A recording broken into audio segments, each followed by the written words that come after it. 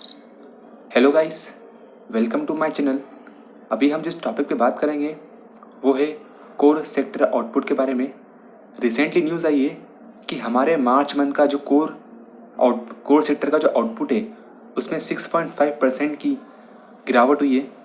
तो चलिए हम इस पर डिस्कस करते हैं।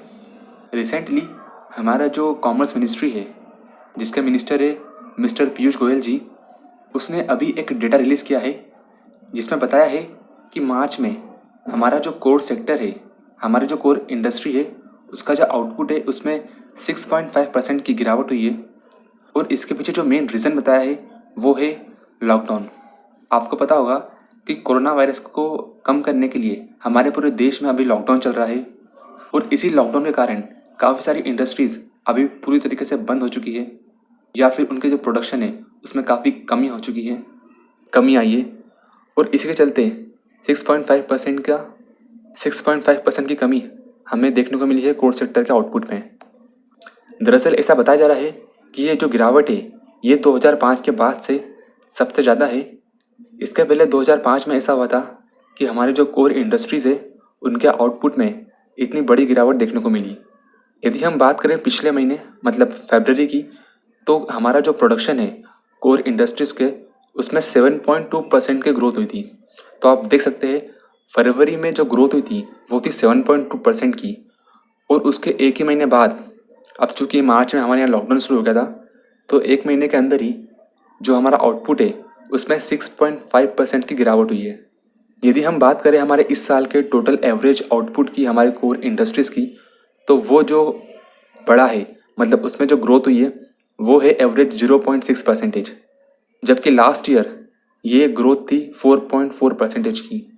तो चूँकि मार्च में काफ़ी सारी इंडस्ट्रीज़ का जो आउटपुट है वो कम हो गया है, इस कारण से हमारा इस साल का हमारा जो कोर इंडस्ट्री का जो आउटपुट है उसकी ग्रोथ 0.6 रह गई। अब हमारी जो ये 8 कोर सेक्टर इंडस्ट्रीज़ है, इसमें जो आइटम्स रखे जाते हैं वो IIP index of industrial production, उसमें जो आइटम रखे जाते हैं उसके 40% के इक्वल है। अभी मैं आपको बताऊंगा कि IIP क्या होता है आगे, ठीक है। अब देखिए, अब सबसे पहले हम देखते हैं कि जो 8 कोर इंडस्ट्रीज़ है ये कौन कौन सी होती हैं। तो इसमें होता है electricity, steel industry, refinery industry, crude oil industry, coal industry, cement industry, natural gas industry and fertiliser industry.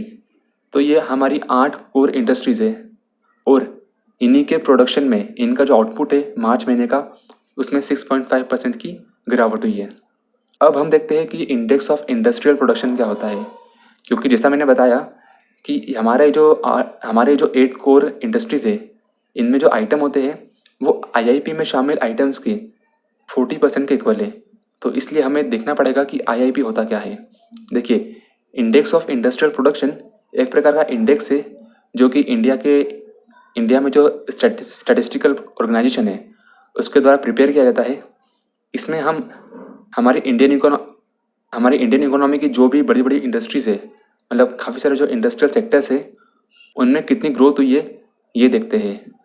मतलब ये एक प्रकार का इंडिकेटर होता है जो कि मेज़र करता है कि हमारे जो इंडस्ट्रियल प्रोडक्ट्स है उनके प्रोडक्शन में क्या बदलाव हुआ है एक पर्टिकुलर टाइम के अंदर दूसरे टाइम पीरियड के कंपैरिजन में। मतलब इसके अंदर हम ये देखते हैं कि हमारा जो इंडस्ट्रियल प्रोडक्ट्स है वो पिछले महीने या फिर किसी भी एक पर्टिकुलर पीरियड के कंपैरिजन में इस पीरियड में कितना कम हुआ है या फिर कितना ज़्यादा हुआ है। ये जो इंडेक्स है, जैसा कि मैंने बताया कि ये CSO सेंट्रल स्टैटिस्टिकल ऑर्गेनाइजेशन के द्वारा प्रिपेयर किया जाता है और ये मंथली प्रिपेयर किया जाता है। अब हम देखते हैं कि किस इंडस्ट्री में कितना गिरावट हुई है मार्च में। सबसे पहले आता है आउटपुट ऑफ स्टील इंडस्ट्रीज़।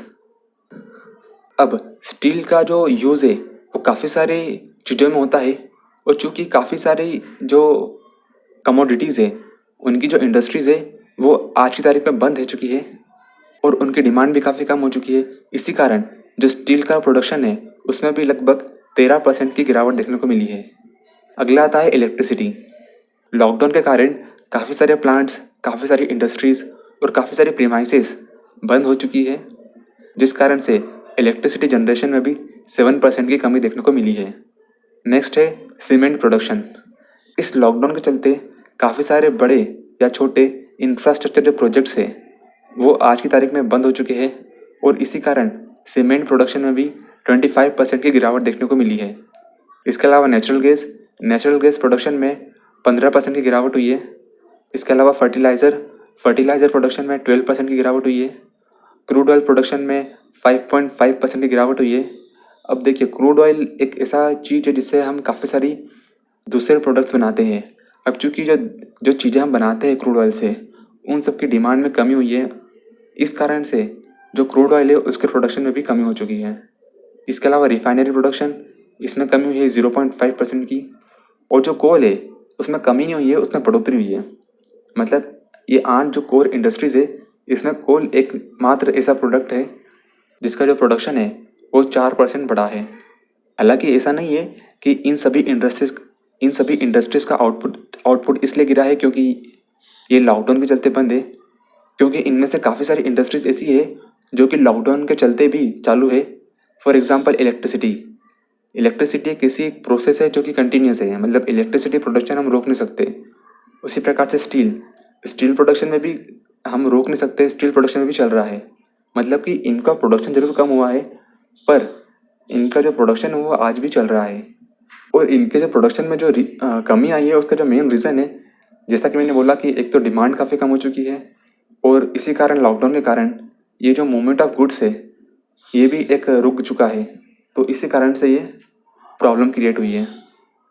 अब हम देखते हैं कि ये जो हमारा कोर इंडस्ट्री सेक्टर है, इसका जो आउटपुट में जो कमी आई है इसका आईआईपी में क्या इफेक्ट पड़ता है।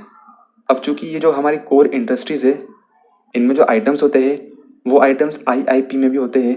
तो चूंकि यदि इनके प्रोडक्शन में कमी आई है तो हमारा जो आईआईपी होगा, इंडेक्स ऑफ इंडस्ट्रियल प्रोडक्शन, उसमें भी हमें कमी देखने को मिलेगी। तो बस इतना ही था इस लेक्चर में। आई होप आपको ये वीडियो अच्छा लगा होगा। यदि आपको ये वीडियो अच्छा लगा तो आप इसे लाइक करिए, शेयर करिए और हमारे इस चैनल को सब्सक्राइब करिए ताकि आने वाले हर वीडियो का नोटिफिकेशन आपको मिलता रहे। So thank you for watching this video and have a nice day.